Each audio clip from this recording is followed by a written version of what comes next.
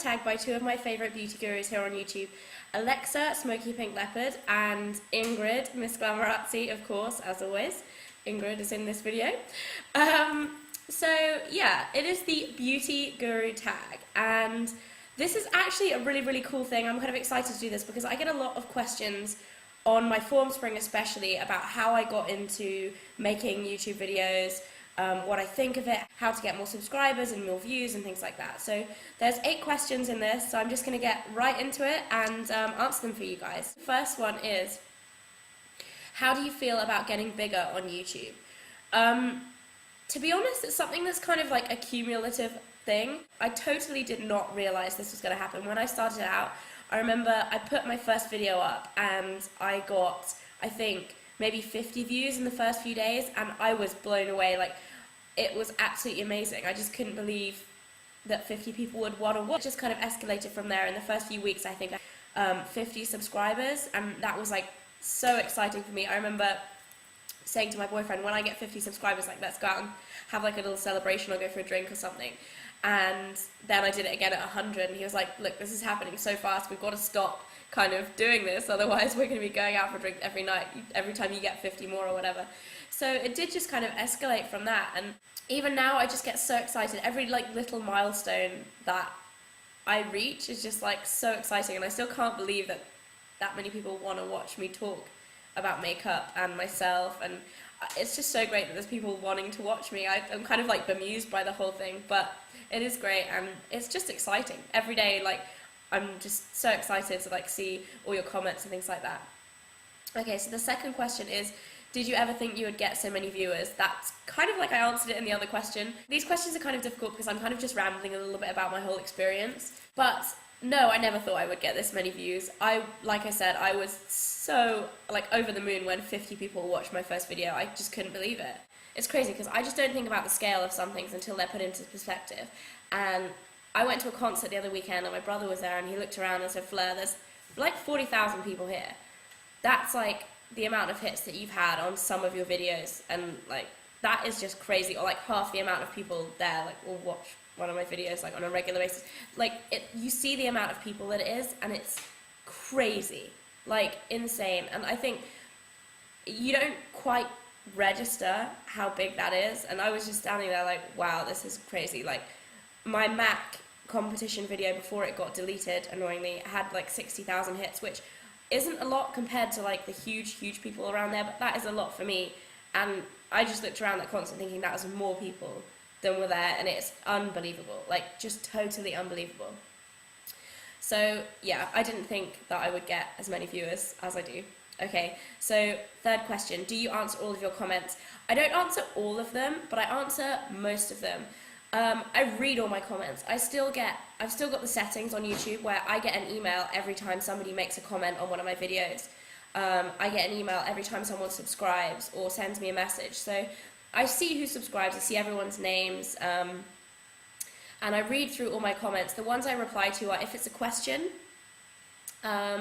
or if it's saying something really sweet and I just feel like I reply. I can't reply to everything, just out of time, because I get like a lot of comments on my videos. If you look in the comments section in a lot of my videos, I've got like hundreds of comments in like a few days or whatever, and I just can't reply to all of them. So I do reply to the ones that are actually asking me something.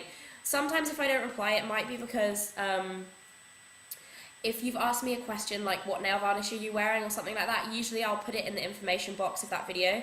So if people like ask me that question when the information's already there, sometimes I don't reply just because it's kind of a waste of time. Like, so this is a warning for anyone that if you ever want to know like what makeup I'm wearing or stuff, sometimes it's not there, sometimes I do forget to do it, but most of the time it will be in the information bar. So check down there before you like ask a question, because you might know the answer already.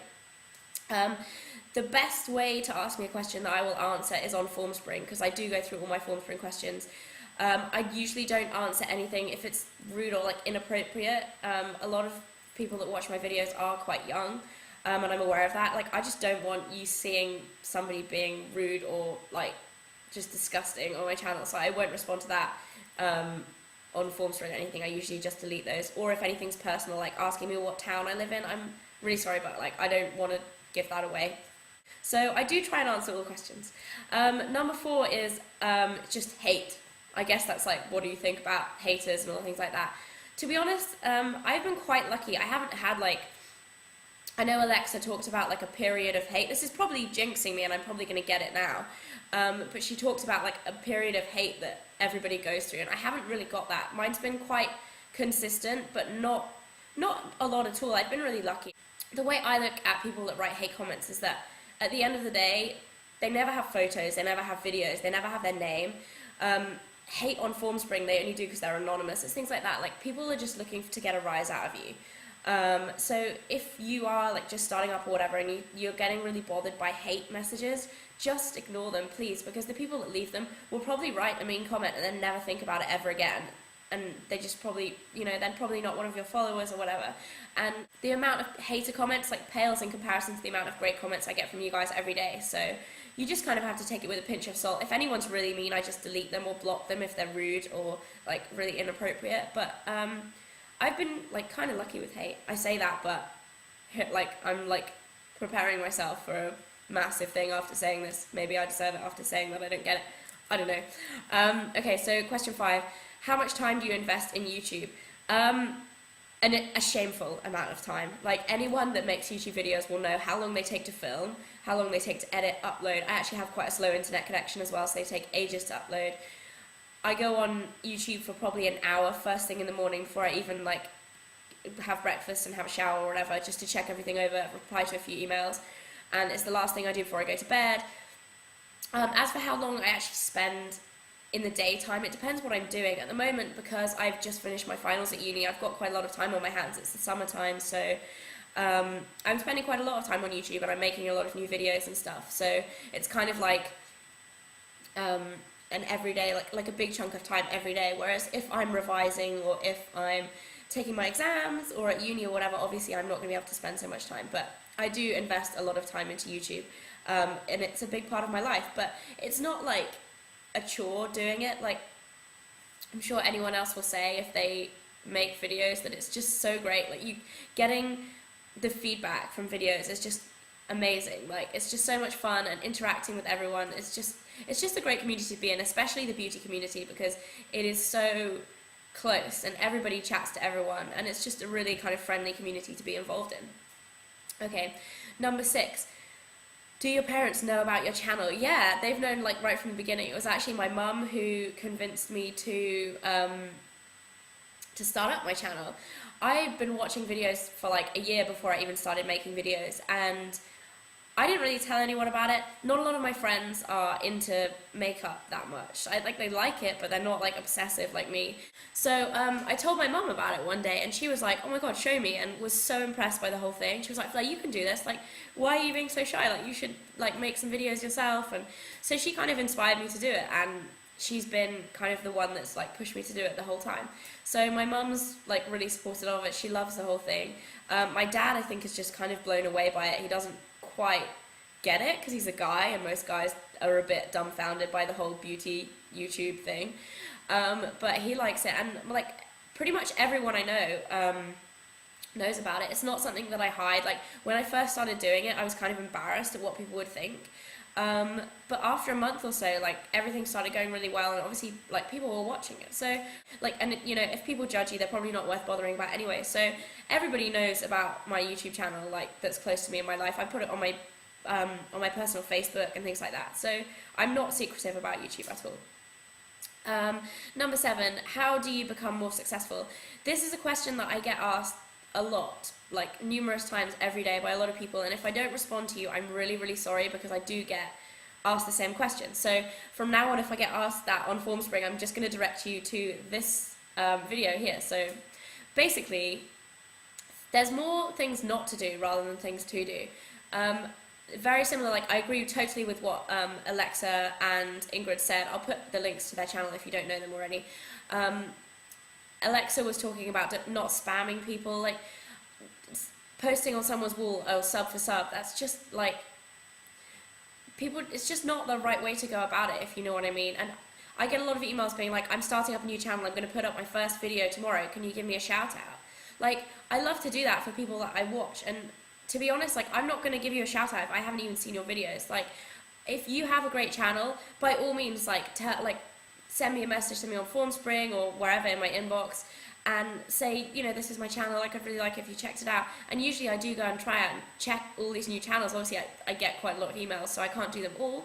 But if I do like one, I'll subscribe, and, you know, if I start watching your videos and enjoying them more, then I will give you a shout out, you know what I mean? Like, I like to keep my channel very honest, and I wouldn't want to just give somebody a shout out just because they asked me. Like, I actually want to know that I enjoy watching their videos and would recommend them to all you viewers. So, that's another aspect of it. And the other side of it, which I think Ingrid stressed a lot more in her video, was that you shouldn't be doing it for the wrong reasons. And I'm going to take a little bit of a different perspective from it to the one that Ingrid did, in the fact that you've just got to be yourself in your videos, and you've got to have fun. Try and keep it regular.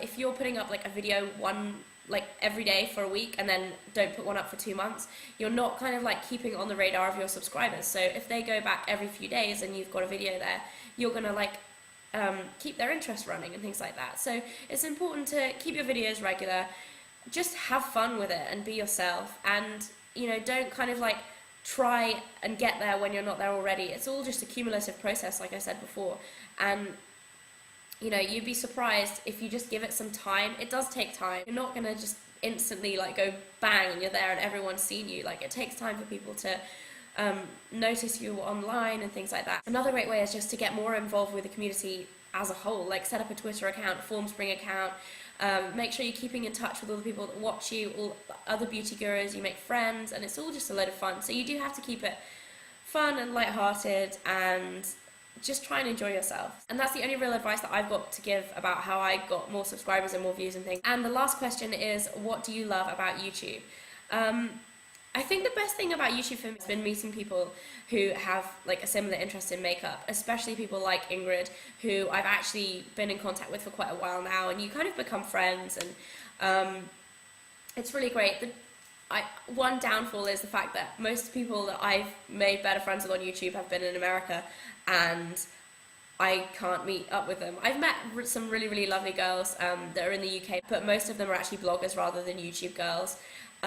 So yeah, it's kind of annoying that it is so international, because obviously I'd love to go and meet them, but the world is such a big place, and it's expensive to go to America. So yeah, that is the downfall. But I just love the whole community as well. I've said this already again, but the beauty community is just such a huge and involving kind of community to be part of. It's so great. So this has been my beauty guru tag. It's kind of just like my YouTube story, really.